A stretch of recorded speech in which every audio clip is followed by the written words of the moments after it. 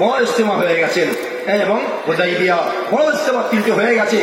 এই 3টে ইজতেমার পর চতুর্থ ইজতেমা যখন খাইবার চলছে, খাইবার সেই ইজতেমার সময় তোফায়েল বিন আমর দৌসি 80 ঘরানাকে নিয়ে তার সঙ্গে ছিলেন হযরতে আবু হুরায়রা রাদিয়াল্লাহু তাআলা আনহু সহ ফিরে এলেন। ইনফিরাদে দাওয়াত 80 ঘরানাকে নিয়ে এসেছেন। ইনফিরাদে দাওয়াত বলছেন আল্লাহ তাআলার সঙ্গে কুরব হাসিল করা, আল্লাহ তাআলার গায়বী নিজামকে তোমার মোতাবেক চালানো, এই ইনফিরাদে দাওয়াত এবং আবাদারি মেহনতের মাধ্যমে। আবাদারি মেহনত কি? মসজিদ শুধুমাত্র ইবাদত, তেলাওয়াত, জিকির, নামাজের রক্তের জন্য নয়, 24 ঘন্টা মসজিদকে আমলের দ্বারা আবাদ রাখো। রাখবো ইনশাআল্লাহ ভাই। কেমন আবাদ করছেন দেখেন, মসজিদ আবাদ কেমন। সাহাবা রাদিয়াল্লাহু তাআলা যে কোনো প্রয়োজন, ভুখা প্রয়োজন, ভুখা খানার প্রয়োজন, ঋণ ভর্তি হয়ে গেছে, ঋণ আদায় করতে পারছে না, যাবতীয় প্রয়োজন, বৃষ্টি হচ্ছে না, সমস্ত মাঠ ঘাট শুকিয়ে যাচ্ছে, বালু বালু হয়ে গেছে, এসে বলছেন আই নবীজি এসছেন নবী। অর্থাৎ যাবতীয় ব্যক্তিগত প্রয়োজন, সমষ্টিগত প্রয়োজন, রাষ্ট্রীয় প্রয়োজন, সমস্ত প্রয়োজন, এমনকি আল্লাহর সঙ্গে মামলা, ব্যক্তির সঙ্গে মাসলা, সব মসজিদ এসে তার মসজিদ মুখে হতেন, আল্লাহর থেকে চাইতেন। একদা নবী মুহাম্মদ মুস্তাফা সাল্লাল্লাহু আলাইহি ওয়াসাল্লাম রয়েছেন, এক সাহেব বলছেন আই নবীজি, তা বলছেন আমাদের মাঠ ঘাট ফসল সব শুকিয়ে গেছে, আমাদের কোথাও পানি নেই, আমাদের বাঁচার কোনো সম্ভাবনা নেই। আই নবী মুহাম্মদ সাল্লাল্লাহু আলাইহি ওয়াসাল্লাম আপনি আল্লাহর কাছে দোয়া করে দেন যেন বর্ষণ হয়, আমার বেঁচে। বলছো হাত ওঠাও।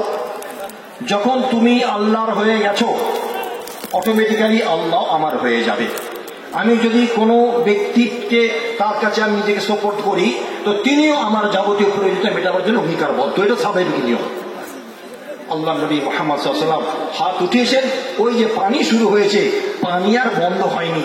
এমন বলছেন আগামী জুম্মাতে, এই জুম্মা থেকে পরের জুম্মা পর্যন্ত অবিরাম বর্ষণ হচ্ছে, অবিরাম বর্ষণ, অনবরত বর্ষণ, বারিশ বন্ধ হয়ে রহে। তো ব্যাস সব ভেসে গেছে, ডুবে গেছে, কি করবেন? বলে চলো আবার নবীর দরবারে। এই নয়, আজকে আমরা কি বলি, ভাই বৃষ্টির সম্ভাবনা রয়েছে, একটা ঘূর্ণিঝড়, সামুদ্রিক ঘূর্ণিঝড় দেখা দিয়েছে, উত্তরবঙ্গের সম্ভাবনা নেই, দক্ষিণবঙ্গে। একটা কথা আপনাদের খারাপ কথা নয়, শুনে রাখি, একই দিনে আমার বাংলাতে 2টো ইজতেমা। একটা ইজতেমা হচ্ছিল আমাদের পান্ডুয়াতে, এই 23, 24, 25, আর একটা হচ্ছে এই দিনাজপুর। ওই ইজতেমাকে আল্লাহ তাআলা ঝড় এমন দিয়েছেন, প্যান্ডেল ফেলে দিয়েছে, 10 জন আহত হয়েছে, হসপিটালাইজ হয়েছে, আরো কিছু হয়েছে। আল্লাহ সুবহানাহু ওয়া তাআলা একই বঙ্গভূমির মধ্যে, একই দেশের মধ্যে আপনাদেরকে পুরোপুরি হেফাজত করেছে আল্লাহ পাক। শুধু আপনাদের দিলের ত্বক আর আপনাদের এই সামান্য কিছু নিয়ে আল্লাহর প্রতি মোতাওয়াজ্জহ হওয়ার কারণে আল্লাহ তাআলা সমস্ত দিক আপনার হেফাজত করেছে আপনাদের। ভাই দোস্তার বুজুর্গ, পানি বন্ধ হয়নি। আই নবীজি কি খবর? আই নবীজি পানি সব ভেসে গেছে, আপনি পানি বন্ধ হওয়ার দরকার। মামা ওই ব্যক্তি গেছে আর হাত পেতেছে, বলছেন হাত দোয়া শেষ হয়নি, সূর্যের কিরণ চারিদিকে যেন প্রাণ পেয়ে গেছে। 10-7 দিন পর সূর্যকে দেখা দিয়েছে। আবাদারি মেহনত, ইনফিরাদি দাওয়া क्या में बचन निजाम कायनात को तुम्हारे शामिल हाल होगा। निजाम कायनात অর্থাৎ কায়নাতের সোলার সিস্টেম যে ব্যবস্থাপনাকে আল্লাহ তাআলা তোমার সুপর্দ করবে এই 2 শক্তির মাধ্যমে। এটা ভেবে নানি নবী যখন বেঁচে ছিলেন ঐশী শক্তি তার সঙ্গে ছিল, তা তো নেই।